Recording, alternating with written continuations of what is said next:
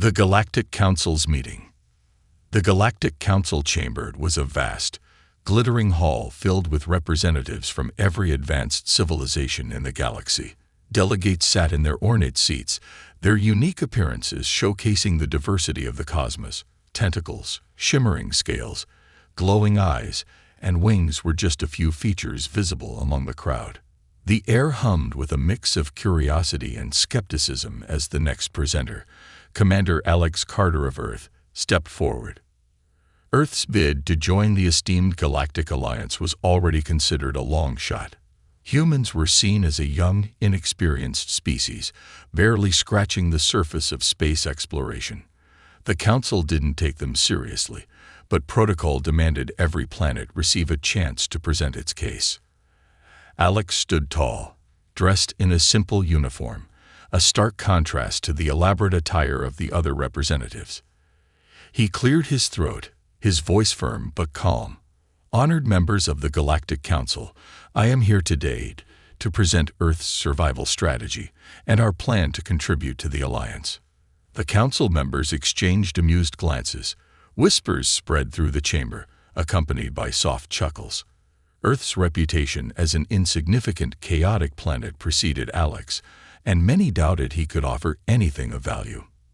Undeterred, Alex continued, his tone steady. Our strategy is unique, efficient, and inspired by something very simple: adaptability and service. We call it the Burger King strategy. At the mention of the name, the chamber erupted into laughter.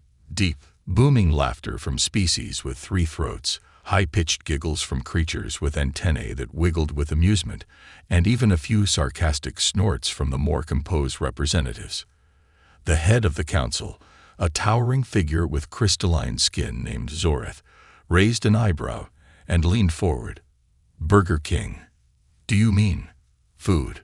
Humans wish to survive using fast food. The laughter grew louder. Alex waited, his expression calm. He had expected this reaction. After all, how could beings who had mastered wormhole travel and developed intergalactic economies understand the significance of something so mundane? When the laughter finally subsided, Alex spoke again. It may sound strange, even ridiculous, but this strategy isn't about food. It's about principles. Earth faced a dire situation, and we learned to adapt quickly, deliver efficiently, and think unconventionally. These are the traits that kept us alive against overwhelming odds. Zoreth tilted his head, intrigued despite himself. Explain further, Commander. What exactly does this Burger King strategy entail? Alex nodded, stepping closer to the central podium. A holographic display activated, showing Earth under siege. Alien ships rained destruction on cities, resources dwindled, and humanity seemed on the brink of collapse. When our planet was attacked by a technologically superior invader, traditional methods failed us. We couldn't match their firepower or resources, so we turned to the basics: mobility, adaptability, and efficiency. Just like the fast food chains that dominated our planet, we focused on quick setups, small-scale operations, and outsmarting our opponents with creative tactics. The hologram shifted, showing Earth's military outposts disguised as ordinary buildings, supply chains that operated faster than the invaders could disrupt, and citizens rallying around a system that provided for their needs even during chaos. The room grew quieter. Some delegates leaned forward, curiosity replacing their initial amusement. Alex continued, his voice gaining momentum. Our strategy wasn't just about defense. It was about creating an unshakable support system. We set up mobile outposts that could be built overnight and relocated if needed. These outposts provided food, shelter, and defense for our people, while doubling as strategic military hubs. The invaders didn't know what hit them. A delegate with green, reptilian eyes scoffed. And you think this fast food war plan can work on a galactic scale? Absurd. Alex met the delegate's gaze, unflinching. It already worked on Earth. Our survival wasn't a matter of luck. It was strategy. The principles of efficiency and adaptability can apply anywhere, even in the galaxy. And while you mock our methods, let me remind you of one thing. Earth survived. We're here today because we refuse to be conquered. Zorath tapped his crystalline fingers on the table, his expression thoughtful. You propose that Earth's methods could benefit the Galactic Alliance. Yes, Alex replied firmly. Our strategy proves that small, unconventional ideas can defeat larger threats. If given the chance, we can contribute to the Alliance by sharing this approach. We may be new to the galaxy, but we bring fresh ideas, determination, and resilience. Underestimate us, and you might miss an opportunity to strengthen this alliance. The council fell silent. The laughter was gone, replaced by a mixture of curiosity, doubt, and perhaps a flicker of respect. Alex's calm demeanor and unwavering belief in his strategy had shifted the atmosphere, if only slightly. Zorath leaned back in his seat, a faint smile playing on his lips. Very well, Commander Carter. We will deliberate. But know this, Earth's place in the Alliance will depend not on words, but on results. As Alex stepped back, he couldn't help but feel a small victory. They weren't laughing anymore. Earth's unconventional plan had piqued their interest, and that was the first step. The real challenge, however, was just beginning.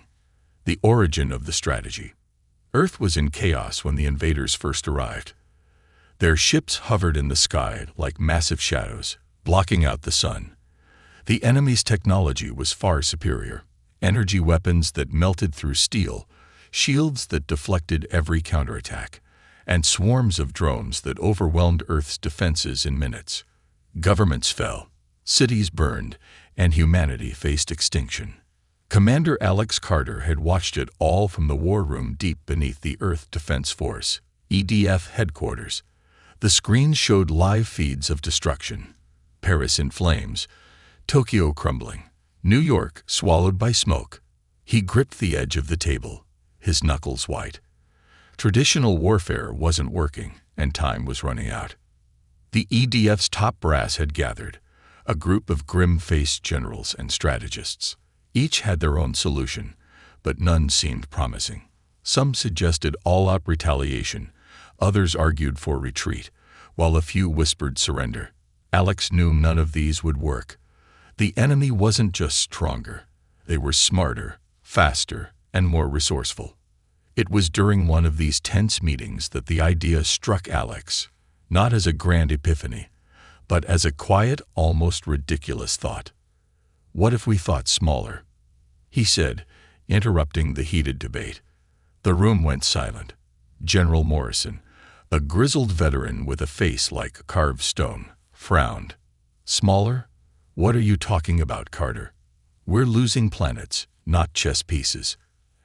Alex hesitated, then leaned forward, his voice calm but resolute. We can't outgun them, and we can't outrun them. But what we can do is outmaneuver them. Think about how businesses on Earth survive in tough conditions. Fast food chains, for example. They're everywhere, adaptable, and always one step ahead of demand. What if we applied the same principles to warfare? The room erupted into protests and incredulous laughter. Fast food. Are you suggesting we fight with hamburgers and fries? One strategist scoffed. Alex didn't flinch. I'm not talking about food. I'm talking about the system behind it. Mobility, efficiency, rapid deployment. What if we built mobile bases that could be set up and torn down in hours? What if we created supply chains that were impossible to disrupt? What if, instead of fighting on their terms, we made them fight on ours? General Morrison stared at him, his expression unreadable. Finally, he said, "You're serious." "Deadly serious," Alex replied. "Look, we've tried everything else. We've lost every major battle because we keep fighting like it's a traditional war. This isn't about brute force. It's about outthinking them." The room fell silent again, but this time the atmosphere had shifted. There was still doubt, but also a flicker of curiosity. How would it work? Morrison asked, his tone gruff but not dismissive. Alex activated a holographic map of Earth, pointing to key locations. First, we decentralize everything. No more massive, stationary bases that are easy targets. Instead, we build small, mobile outposts that can be relocated at a moment's notice. These outposts will serve as command centers, supply hubs, and shelters for civilians. Second, we use adaptive technology, modular designs that can be reconfigured based on the situation. And third, we rely on speed. Our supply chains will mimic fast food logistics, quick, efficient, and impossible to disrupt. Another strategist, a younger woman named Dr. Ilara Kim, nodded thoughtfully. It's unconventional, but it might work. If we can stay ahead of them, we could force them to spread their forces thin. Alex pressed on, his voice gaining momentum. Exactly. They're expecting us to fight a traditional war, so we'll give them chaos instead. We'll make them chase shadows, waste resources, and second-guess every move. And all the while, we'll be building morale on the ground. People need to see that we're still in this fight. By the end of the meeting, the room was divided. Some dismissed Alex's idea as desperate and foolish, but others saw its potential. General Morrison, ever the pragmatist, made the final call. "Fine," he said gruffly. "You've got one chance, Carter. Prove it works." And so, the Burger King strategy was born. The first outposts were built within days. They were small, modular units disguised as abandoned warehouses, grocery stores, and even fast food restaurants. At first, people laughed at the absurdity of the idea. But when these outposts began providing food, water, and medical supplies to desperate civilians, while coordinating guerrilla strikes against the invaders, the laughter stopped. The invaders were confused. Their sensors picked up strange activity, but every time they sent troops to investigate, the outposts were gone, relocated to new positions. Supply convoys they tried to intercept seemed to vanish into thin air. And Earth's resistance, once scattered and broken, began to unite. Morale shifted. Civilians started calling the strategy the Whopper Plan, a nod to its fast food origins. Soldiers wore patches with burgers on them as a badge of pride. What had once been a desperate gamble was now a symbol of Earth's resilience and ingenuity. The invaders underestimated humanity's capacity for creativity. Alex's plan wasn't just working. It was changing the rules of the game. The first test, the first real test of the Burger King strategy, came when the invaders targeted Sector 14, a crucial area housing Earth's last remaining energy reserves. Losing it would plunge Earth into complete darkness, ending any hope of resistance.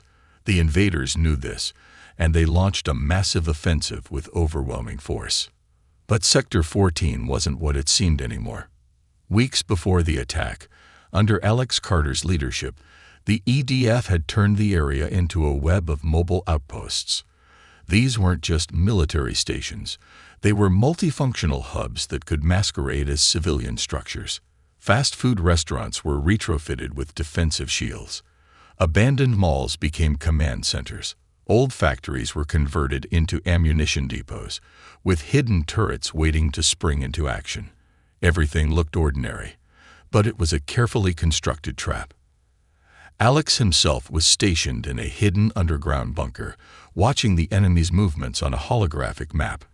Bright red dots swarmed the screen.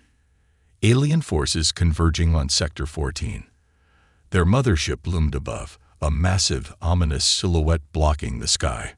"This is it," Alex muttered. "Let's see if they take the bait."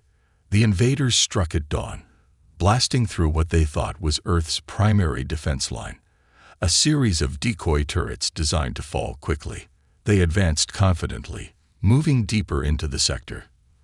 But as they approached what appeared to be an undefended civilian zone, the real strategy began to unfold. Out of nowhere, drones burst from hidden hangars disguised as warehouses. These drones weren't traditional war machines.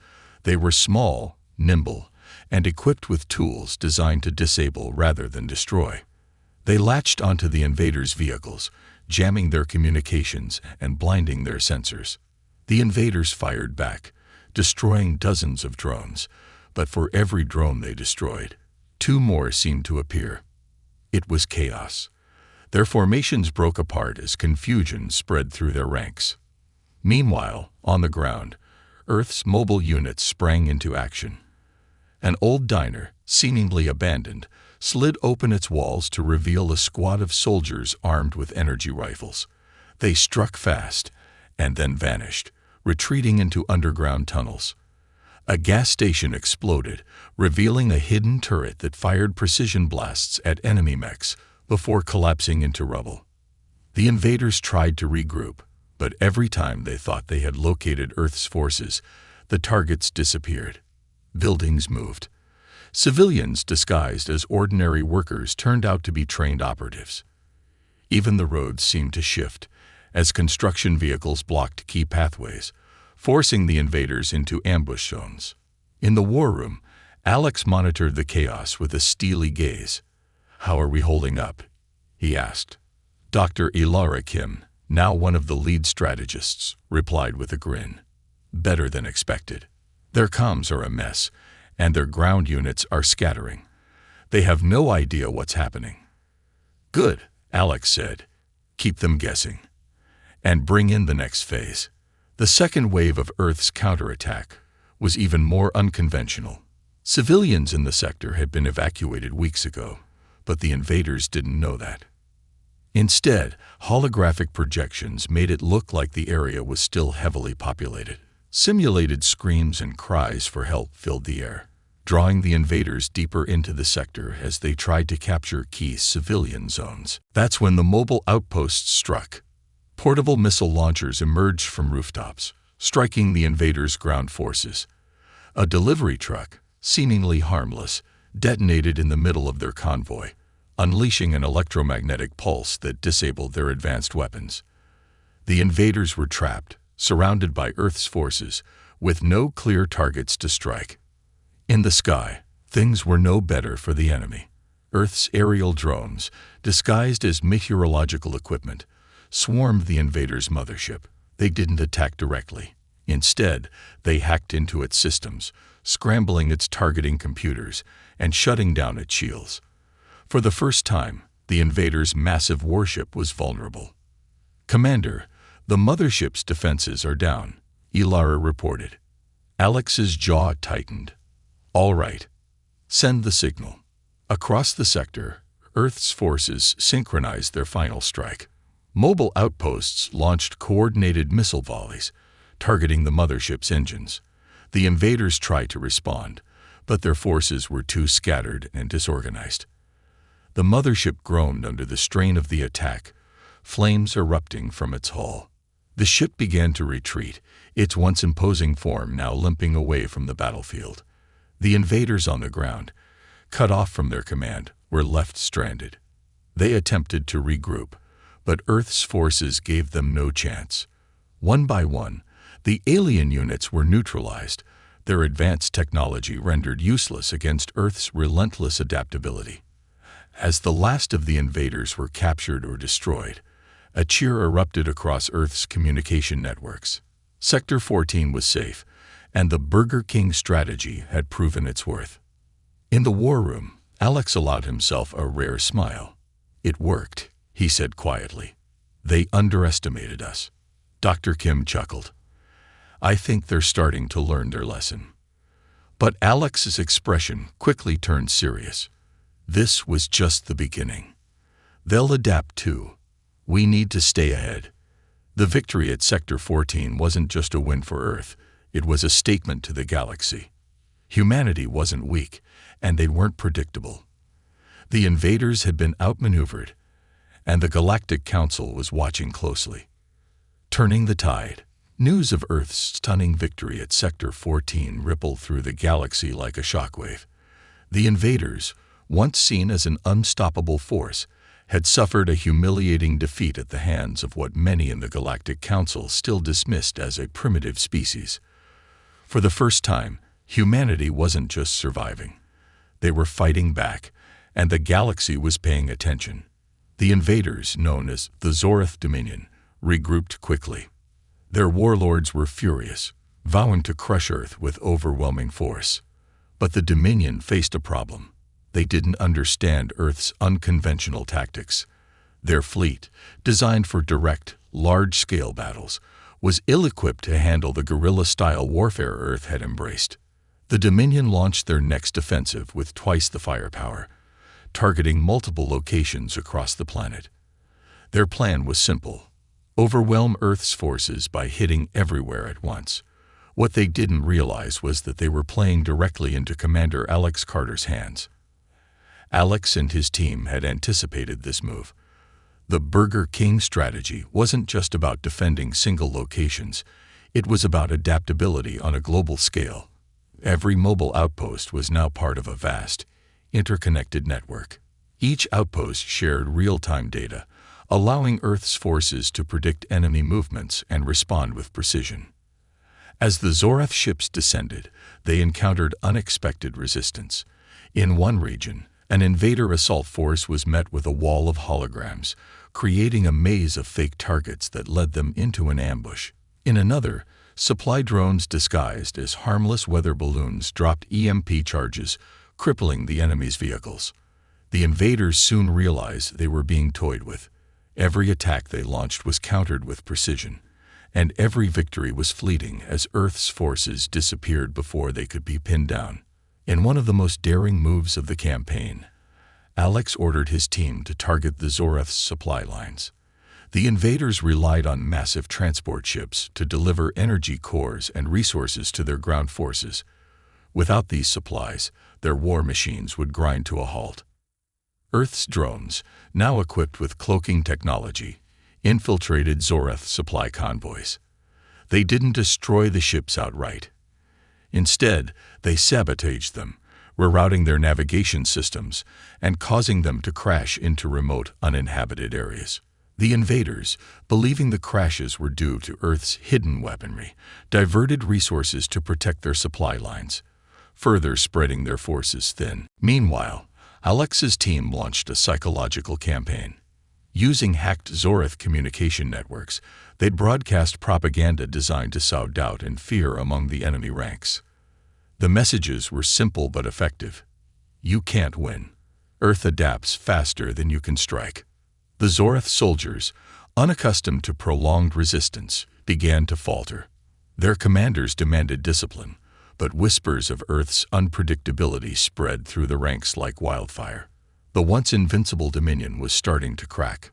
On the ground, Earth's civilians played a vital role. Inspired by the success of the Burger King strategy, communities took up arms, setting traps and creating decoys to confuse the enemy. In one memorable incident, a group of farmers used an old tractor to tow a holographic tank, luring an entire Zorath battalion into a swamp. What kind of species uses farming equipment as a weapon? One captured Zorath soldier muttered in disbelief. Humans, Alex replied when he heard the story, a hint of pride in his voice. We use whatever we have. As the campaign dragged on, the Zorath Dominion grew increasingly desperate. They sent their largest warship, the Oblivion Spear, to Earth's orbit, intending to deliver a decisive blow. The ship carried enough firepower to level entire continents, but Alex and his team had been preparing for this moment. Using data from earlier battles, Earth's scientists had developed a countermeasure, the Harbinger Protocol. This involved using Earth's network of mobile outposts to create a synchronized energy pulse, targeting the Oblivion Spear's shield generators. The operation required perfect timing and coordination, but if successful, it would leave the massive warship vulnerable. As the Oblivion Spear positioned itself over North America, Alex gave the order. Across the planet, hidden outposts powered up their transmitters, firing beams of energy into the sky. The beams converged on the warship, overloading its shields in a blinding burst of light. The Zorath commanders on board barely had time to react before Earth's orbital drones launched their payloads, missiles modified with salvage Zorath technology. The missiles punched through the Oblivion Spear's hull, igniting a chain reaction that tore the warship apart. The explosion lit up the night sky, visible from every corner of the planet. For the first time, humanity had destroyed one of the Dominion's greatest weapons. Back in the war room, Alex watched as the holographic display showed the Oblivion spear breaking apart.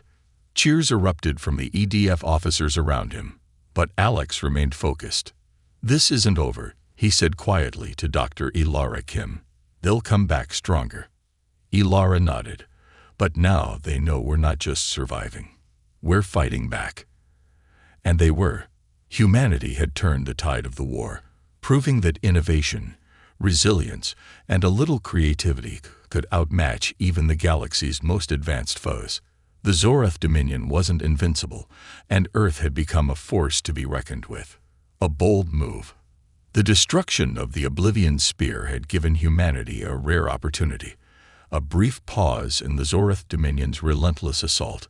While Earth's forces celebrated, Commander Alex Carter and his team were already planning their next move. Alex knew that defense alone wouldn't win the war. They needed to go on the offensive, and that meant targeting the heart of the Zorath operation, their mothership, the Eclipse Sovereign. The Eclipse Sovereign was the command center for the Dominion's entire campaign against Earth. It was a fortress in space, bristling with weaponry, and protected by shields so powerful that no known technology could penetrate them. Attacking it directly was suicide, but Alex wasn't planning a direct attack. In the war room, Alex laid out his plan to his team. The holographic display showed the massive Eclipse Sovereign, surrounded by smaller Zorath warships. "We're not going to destroy the mothership," Alex began, his voice calm but firm. "We're going to disable it. If we can take out its command systems, we can throw their entire fleet into disarray." The team exchanged uncertain glances. Dr. Ilara Kim was the first to speak. "How?" "Their shields are impenetrable, and their defenses are designed to counter any known form of attack." Alex smirked. "Exactly. They're expecting us to use conventional methods, but we won't. We're going to infiltrate the Eclipse Sovereign from the inside." A stunned silence filled the room. General Morrison, always the skeptic, leaned back in his chair. "You're talking about sneaking into the most secure ship in the galaxy. How do you plan to do that?" "With a Trojan horse," Alex replied. He activated another hologram, showing a Zorath supply ship. Over the past weeks, Earth's forces had been capturing and studying these ships, learning to mimic their design and communication protocols. Now they had a near-perfect replica, down to the Zorath insignia etched on the hull. "We'll use this ship to get inside," Alex explained. "A small team will board the Eclipse Sovereign, plant EMP charges at key locations, and disable their systems. Once the mothership is offline, we'll use our drones to attack their fleet while they're disoriented." The plan was risky, borderline insane, but it was Earth's best shot at turning the war in their favor. Alex handpicked his team for the mission. Dr. Kim for her technical expertise, Lieutenant Rice for his combat skills, and Sergeant Lin, a former engineer turned demolitions expert. Together, they would form the infiltration squad. As the team prepared for the mission, Alex addressed them in the hangar. "I won't lie to you," he said. "This mission is dangerous, and the odds are against us. But if we succeed, we'll cripple the Zorath Dominion and give humanity the chance it needs to survive. Remember, they think we're weak. Let's show them how wrong they are." The team boarded the disguised supply ship, their nerves steeled by Alex's words. The hangar doors opened, and the ship ascended into the night sky, heading toward the stars and the enemy. The infiltration began smoothly. The Zorath Dominion, confident in their dominance, barely questioned the supply ship's credentials. It was granted clearance to dock with the Eclipse Sovereign. As the massive hangar doors of the mothership opened, the team's tension rose. The sight of the Zorath soldiers, armed and patrolling the area, was enough to make anyone's stomach churn. Once docked, the team donned cloaking devices, experimental technology salvaged from the Dominion's own equipment. The devices weren't perfect. They could conceal the team from sight for short bursts, but prolonged use risked detection. Timing was everything. They moved quickly, navigating the labyrinthine corridors of the mothership. Dr. Kim hacked into the Dominion systems, downloading schematics and locating the critical points for the EMP charges. Each step was a calculated risk, with Zorath patrols just moments away from discovering them. The first EMP charge was planted near the primary shield generator. Sergeant Lin worked swiftly, his hand steady despite the stakes. 1 down, he whispered. 2 to go. The second charge was more challenging. It required access to the main engine room, a heavily guarded area. Lieutenant Reyes took point, using the cloaking device to slip past guards and disable surveillance systems. The tension was palpable as the team worked in silence, every second feeling like an eternity. As they planted the final charge near the central command hub, alarms suddenly blared. Their presence had been detected. "We've been compromised," Dr. Kim shouted. "Move," Alex barked. "Get to the extraction point now." The team sprinted through the corridors, the cloaking devices flickering as they overloaded. Zorath soldiers gave chase, their energy weapons firing dangerously close. Alex covered the team, taking down pursuers with precise shots from his rifle. They reached the hangar just as the disguised supply ship activated its engines. The team boarded under heavy fire, narrowly escaping as the ship blasted out of the mothership. In the war room on Earth, the EDF watched anxiously as the mission unfolded. When the team's ship cleared the Eclipse Sovereign, Alex activated a remote detonator. "Charges are live," he said. "Let's see how they handle this." A series of explosions rocked the mothership. The EMP charges sent waves of energy through its systems, disabling its shields, weapons, and communications. The once mighty Eclipse Sovereign was left adrift, a sitting duck in space. Earth's drones, waiting just outside the fleet's perimeter, launched their attack. The Zorath fleet, without centralized command, descended into chaos. Ships collided, retreat orders were garbled, and Earth's forces struck with precision. The mission was a success. The Eclipse Sovereign was crippled, and the Zorath Dominion's fleet was in disarray. For the first time, humanity had taken the fight to their enemy, and won. Back on Earth, Alex and his team were hailed as heroes, but Alex knew the war was far from over. The Zorath Dominion would recover, and their retaliation would be brutal. But for now, humanity had shown that they weren't just survivors, they were fighters. And the galaxy was watching. The Council's reaction. Word of Earth's audacious attack on the Eclipse Sovereign spread like wildfire across the galaxy. The Galactic Council, once dismissive of humanity, now found themselves in an emergency session to discuss the implications. The massive chamber buzzed with tension as representatives from advanced civilizations debated Earth's unorthodox methods. How could a species so primitive disable the flagship of the Zorath Dominion? Demanded Kraflor, a hulking figure with crimson scales and a booming voice. "It defies logic." "It does not defy logic," countered Ambassador Lin, a slender being with translucent skin that glowed faintly. "It defies our assumptions. Humans are proving to be more resourceful than we gave them credit for." At the center of the chamber, Commander Alex Carter stood calmly, flanked by Earth's diplomatic envoy. Unlike the last time he stood here, there was no laughter, no mocking whispers. Instead, there were sharp gazes filled with skepticism, curiosity, and, in some cases, respect. Zorath's representative, a towering insectoid creature named Thrixon, clicked its mandibles in frustration. "This victory changes nothing. The Dominion is already rebuilding. Earth's defiance will be crushed." Alex stepped forward, his expression resolute. "That's where you're wrong. Thrixon, your empire has already been weakened. You've lost a critical command vessel and the trust of your subordinates. Every battle you've fought against Earth has drained your resources and morale. The Dominion isn't invincible anymore." The council members murmured among themselves. Some nodded in agreement, while others still wore expressions of doubt. "You claim victory, but at what cost?" asked Vryn, a representative from the Osphera Collective, a race known for their vast intellect. The Dominion's wrath will be unparalleled. Can your people survive what's coming? Alex's gaze swept across the chamber, meeting the eyes of every delegate. Humanity has faced extinction before. Plagues, wars, disasters. We've survived them all. Each time, we came back stronger. What you see as weakness, we see as resilience. And now, we're not just fighting for survival.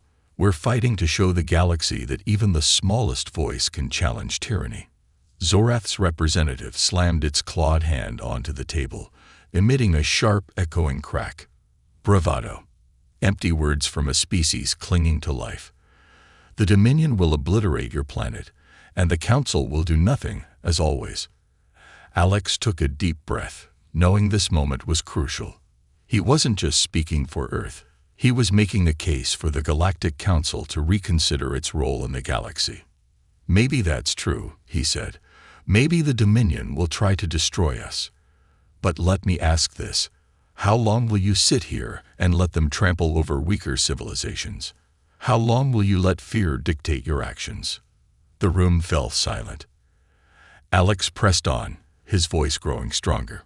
We've proven that the Dominion isn't untouchable. We've shown that even a small, determined species can fight back with creativity and courage. But imagine what we could achieve with your help. The Dominion thrives because you've allowed them to. If you truly believe in unity, in justice, then it's time to act. Ambassador Yelen leaned forward, her glowing features thoughtful. You propose that the Council intervene, to take a stand against the Zorath Dominion. Alex nodded. Yes, not just for Earth, but for every planet that suffered under their rule. This is your chance to show the galaxy what the Council stands for. If you let the Dominion crush us, you'll be sending a message to every species out there. That might makes right. The murmurs grew louder. Some council members looked inspired, others apprehensive. Phrixon's mandibles clicked furiously, its anger palpable. You dare to lecture this council? You're a speck in the vastness of the galaxy. A nuisance, nothing more. Alex turned to face Phrixon directly. And yet, that nuisance just took down your flagship. Maybe it's time you started taking us seriously. The chamber erupted into debate. Some delegates argued that helping Earth would set a dangerous precedent, while others saw it as an opportunity to challenge the Dominion's growing power. Zorath's representative stormed out, declaring that the Dominion would crush Earth regardless of the Council's decision. After hours of deliberation, Zorath's absence gave Alex a glimmer of hope. When the Council finally reconvened, the head chairperson, Zorath, rose, their crystalline features catching the chamber's light. We have deliberated. While direct intervention is unprecedented, Earth's actions have forced us to reconsider our role. We will vote. One by one, the delegates cast their votes. The tension in the room was unbearable. Alex stood stoic, though his heart pounded in his chest. Finally, the results were announced. A majority vote in favor of providing Earth with limited support. It wasn't a full alliance, but it was a start. Enough to tip the scales in humanity's favor. As the chamber began to disperse, Ambassador Yelen approached Alex. You've accomplished something remarkable today, Commander. But be warned. The Dominion won't take this lightly. Alex nodded. They never do. But neither do we. As Alex left the chamber, he knew the battle ahead would be even harder. The Dominion would retaliate, and the Council's support was fragile. But for the first time, humanity wasn't fighting alone. The tide of the war had shifted, and Earth had earned its place as a force to be reckoned with in the galaxy. Redemption and recognition. The Galactic Council's decision to support Earth was a turning point, but the fight was far from over. The Zorath Dominion, furious at the Council's interference, escalated their efforts, unleashing their most devastating weapons. Entire continents were targeted, leaving scars across Earth's surface. But humanity, now bolstered by limited Council resources and allies, stood firm. Commander Alex Carter knew this was their final chance, not just to survive, but to prove Earth's worth to the galaxy. If they failed now, the Council's trust and humanity's future would crumble. The Dominion's retaliation came in the form of the Wrath Convergence, an apocalyptic superweapon that dwarfed even the Eclipse Sovereign. It was a massive, planet-destroying station, designed to eliminate entire worlds with a single blast. Its approach to Earth was slow but deliberate, a statement of the Dominion's absolute authority. "We don't have the firepower to destroy it," General Morrison said grimly during the emergency meeting in the war room. "And even with Council support, we can't evacuate the planet in time." Alex leaned over the holographic map, his eyes fixed on the looming station. "Then we don't destroy it. We take control of it." The room fell silent. It was a plan so audacious, so impossible, that even Earth's most seasoned strategists were stunned. "You want to board a planet killer, and what? Hack it?" Morrison asked, disbelief in his voice. "Yes," Alex replied. "The Dominion built this weapon to inspire fear, but they didn't account for our determination, or our ability to turn their own technology against them. The plan was simple in concept but monumental in execution. Using cloaked Council ships provided by their new allies, Alex and his team would infiltrate the Wrath Convergence. Their goal was to override its systems and redirect its energy back toward the Dominion's fleet. If successful, they would neutralize the station and cripple the enemy in one decisive move. As the cloaked ships approached the massive station, the team prepared for what might be their final mission. Alex, Dr. Ilara Kim, Lieutenant Reyes, and Sergeant Lin had become Earth's most trusted operatives, but even they knew the odds were against them. "This is it," Alex said, addressing the team in the cramped confines of their ship. "We're not just fighting for Earth anymore. We're fighting for every planet the Dominion has ever oppressed. Let's make it count." The Wrath Convergence was a labyrinth of corridors, glowing with pulsating energy conduits. The team moved quickly, their movements precise and silent. Dr. Kim worked tirelessly, hacking into Dominion systems to guide them toward the station's core. The Dominion's security was fierce. Automated drones patrolled every corridor, and elite Zorath soldiers guarded key areas. Lieutenant Rice led the team through narrow escape routes, disabling patrols with precision strikes. But as they neared the control room, their luck ran out. An alarm blared, and the station's defenses activated.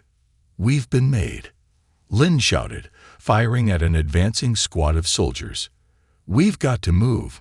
Now." The team fought their way through, dodging plasma blasts and narrowly avoiding collapse traps set by the station's automated systems. By the time they reached the control room, they were battered but determined. Dr. Kim plugged into the central console, her fingers flying over the Dominion's alien interface.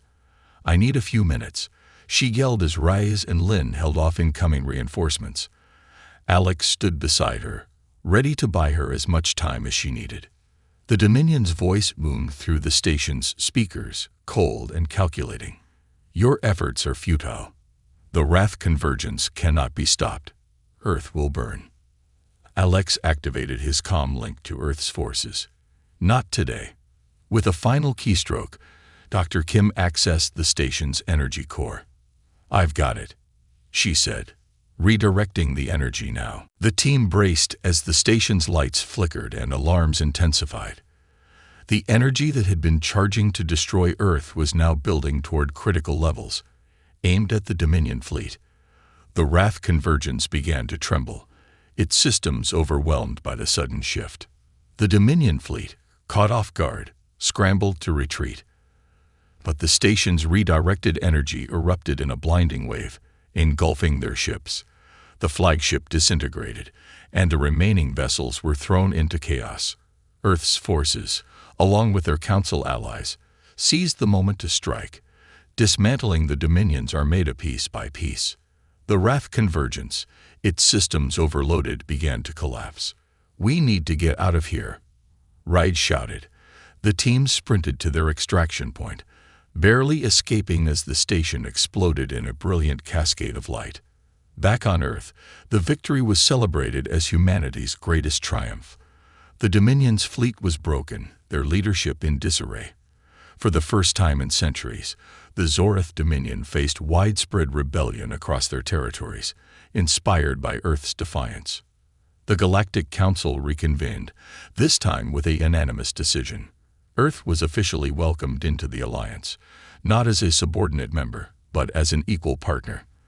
The Council recognized humanity's ingenuity, courage, and determination as assets the galaxy desperately needed. Alex stood before the Council once more, but this time, the room was filled with applause. Ambassador Elan approached him with a smile. "You've done the impossible, Commander. You've united the galaxy against a common enemy." Alex nodded, his expression proud but weary. Earth has always been underestimated. I hope we've shown that even the smallest voice can make a difference. As humanity's flag was raised among the stars, Alex reflected on the journey. Earth had faced extinction and risen from the ashes, proving that creativity, resilience, and unity could overcome even the most insurmountable odds. The Dominion was broken, and the galaxy, once divided by fear, was now united by hope. Humanity had found its place among the stars, not as conquerors, but as survivors, innovators, and allies.